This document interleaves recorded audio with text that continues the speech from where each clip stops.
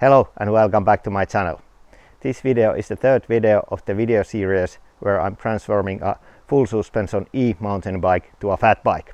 If you haven't seen the earlier videos, please check the playlist from there. In this video I'm testing the bike with different setups. The first test is on a local enduro track, but I'm not going to take the camera with me, so you won't get any footage of that test. The second test is on the local trail center Aittavuori, which is located in Uurainen, central Finland. I have participated to an analog EMTB race earlier this year in the Aittavuori, and if you are interested of that video, please check it from there. The third test is a 34 kilometers MTB race, E-MTB, which is located in Turenki, southern Finland. For that race I'm going to replace the original fork and use the narrow wheel set to get the bike as fast as possible. I'm also preparing the rear fork for painting and get the fork painted in this video. The first testing session wasn't very big success. I went to an enduro track which is about 8 kilometers from my home. I managed to ride about 1.5 kilometers on the track, and then suddenly the chain dropped and the result looked like this. The chain is now very tight between the chainring and the crank, and it seems that the chainring isn't straight there. So my suspicion is that the chainring has loosened and kind of dropped off, or then when the chain dropped and went between the crank and the chainring, it broke the chainring mount. So now I'm going to remove the crank, and after that I guess I'm getting the chain off, and then I'm going to see is the chainring mount broken or is the chainring just loosened.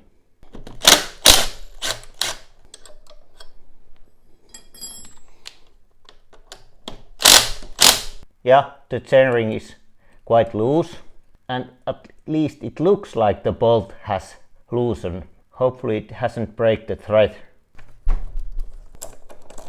It looks like the thread in this aluminum lock ring has gone. Luckily the axle seems to be stronger material and looks perfect. And also here the spider looks like there is not any damage in the bore. I guess that this lock ring has loosened and then the chain ring has gone out of alignment, and the result is here. Luckily there is no damage in the motor axle, and the thread and the bores are okay. Now I guess that I need to order new lock ring.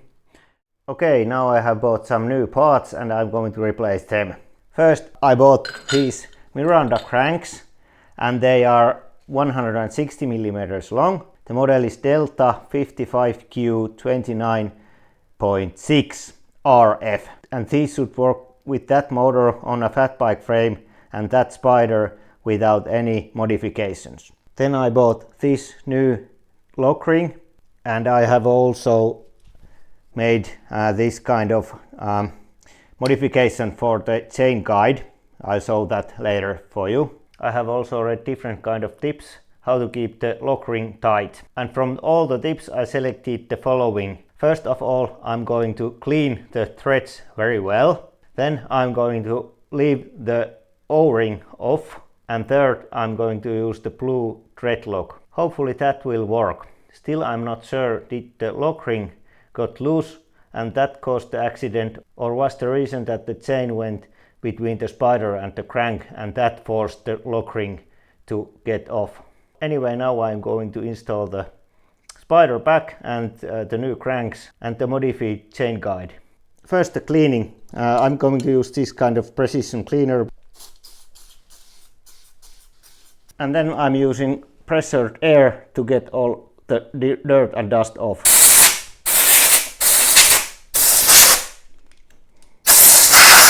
Now I'm installing the spider without the O-ring.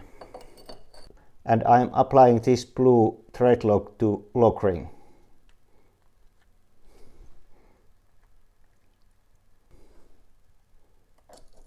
And the recommended torque in this new lock ring was 35 newtons, but I'm going to put it to 40 newtons.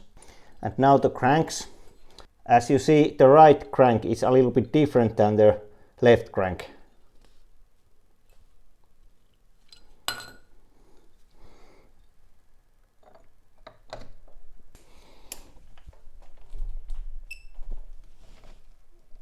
and as you now see, there is plenty of space between the chainring and the spider. And then this new chain guide. This is the original chain guide, but when the spider is now the fat bike model, I had to make this kind of piece that moves the chain guide outwards from the frame. I made this from the 30mm bolt opener.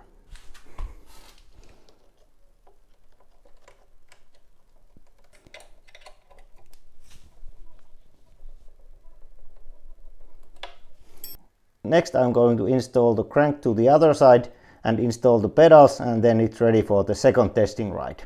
When I was adjusting the chain guide, I checked the chain line again, and I noticed that still the chain line is quite oblique. So I decided to put spacers there between the spider and the chainring, and now when I tested it, it worked very well.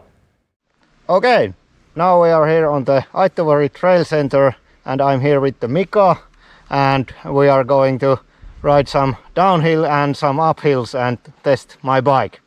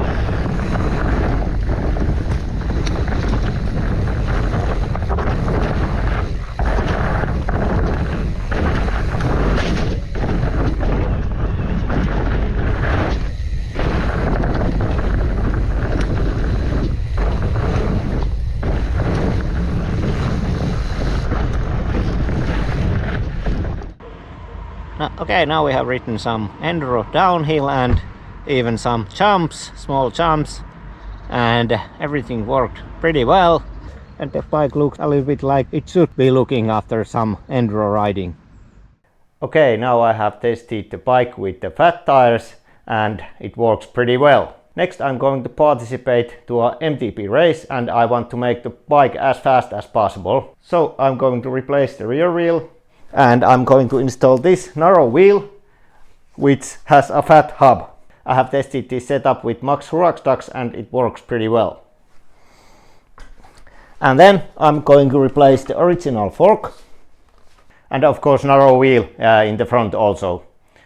Okay, let's do the job.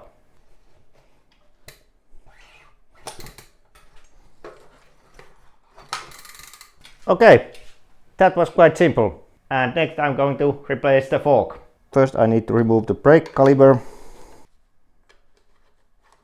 And then I'm opening the top of the head tube and the stem screws.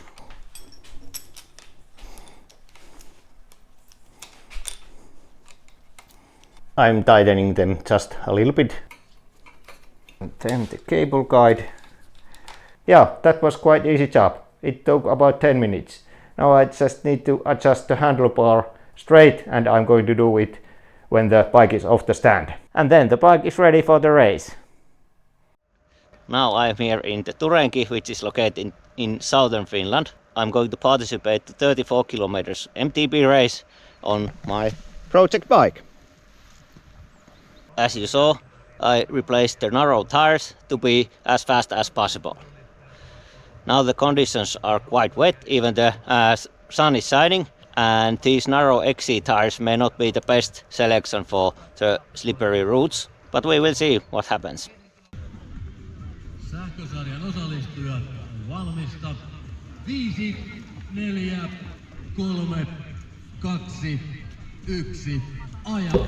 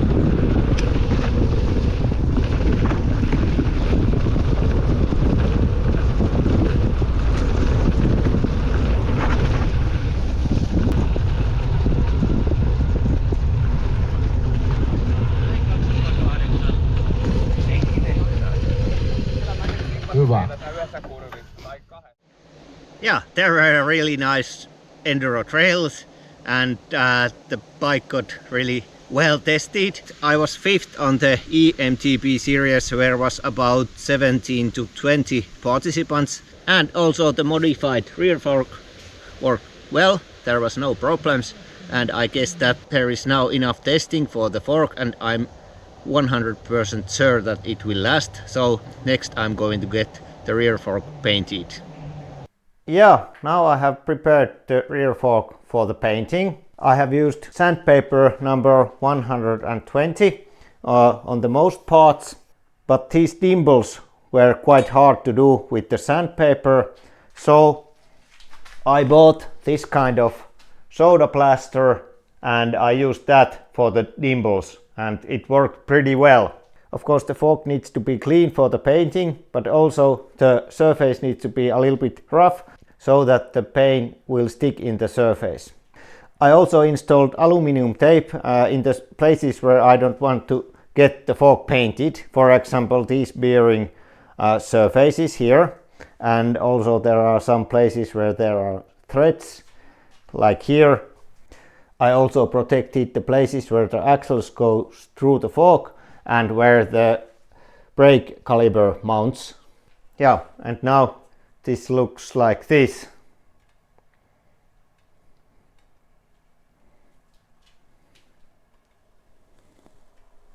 And I guess that now it's ready for the painting. Yeah, now I'm here on the Alsamet, which is a company located in central Finland, and Jupe is going to paint my fork. Let's see how the process goes.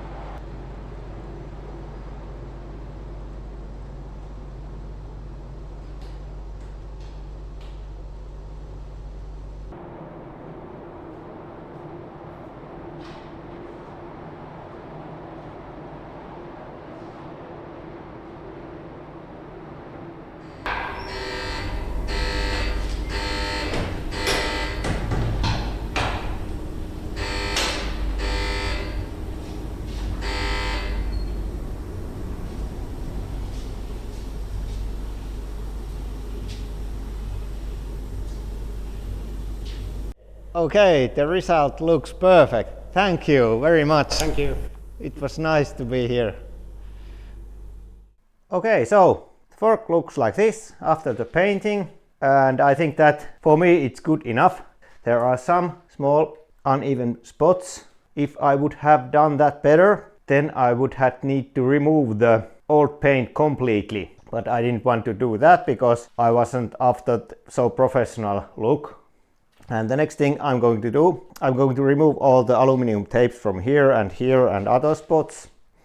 And then I'm going to install these bearings back. And after that I'm going to install the fork back in the bike, and I'm going to install the fat front fork and the fat tires, so the bike will be ready for the winter rides.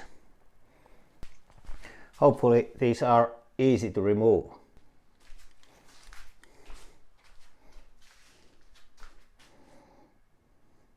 Yeah, there was some work to get rid of the aluminum tapes, but now they are gone. And I also cleaned the surfaces where the bearings are coming. And now I'm trying to install the bearings. Yeah, it was quite hard to install the bearing, but finally I managed to install the other bearing by just hammering it gently using this centralized washer. Let's try this one.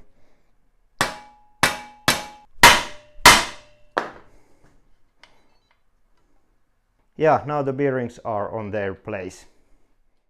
Okay, now the fork has been installed, and I also managed to get a coil sock for a reasonable price, so I decided to buy it and I installed it in the bike, and then I replaced the dropper post to a better one, and now I have here the studded tires and the bike is ready for the winter rides. This was the third part of the video series where I'm transforming full suspension e-mountain bike to a fat bike. If you haven't seen the first and the second parts, you can check the playlist from there. In this video I tested the bike in different conditions and it worked very well. Of course there was some problems in the beginning, but now they are all gone. I also painted the rear fork. I will publish a fourth video of the project in the winter when I manage to do some rides also in the winter trails. In that video there will be also a summary of the project. So if you haven't subscribed my channel yet, please do that to get the notifications when the new videos are coming. And please remember also to press the bell button. If you like this video, please press the thumb up button. Thank you for watching the video and see you on upcoming videos. Bye!